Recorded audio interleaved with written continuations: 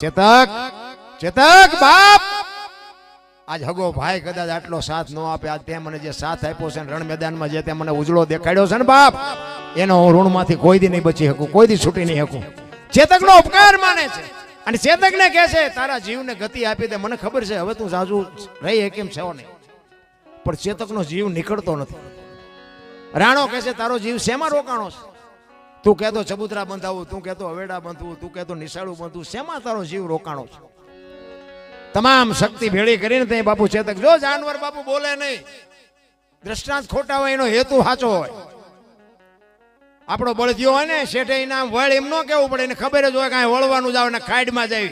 આપણે નથી વળતા, જાનવરને બધી ખબર પડે. ખોળામાં માથું લઈ અને ચેતકને પૂછે છે ચેતક શેમાં તારો જીવ છે?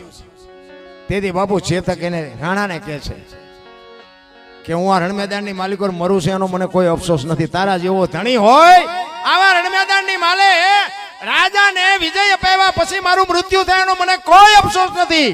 પણ મને અફસોસ એ વાતનો છે કે ઘરથી આ રણમેદાન સુધી હું તને લાવ્યો ને ઘર સુધી પુગાડી ન હોય એનો મને અફસોસ છે. જો મને એટલી શક્તિ આપી હોત ને કે હું મારા ધણીને ઘરે પુગાડું, એટલો જ મને અફસોસ ને. રાણાએ આંખમાંથી હાથ દઈ દીધો.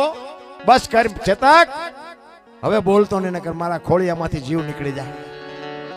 અને તેથી રાણાએ બાપુ હાથમાં પાણી લઈ અને જળ મૂક્યું. ચેતકને કીધું ચેતક હવે હું જીવું ત્યાં સુધી આપણી ઘોડામાં એટલા ઘોડા છે ને પણ હું ઘોડા ઉપર કોઈ દી પ્લાન નહીં માંડું. હું તને કહું છું બાપુ જીવ વિયો ગયો.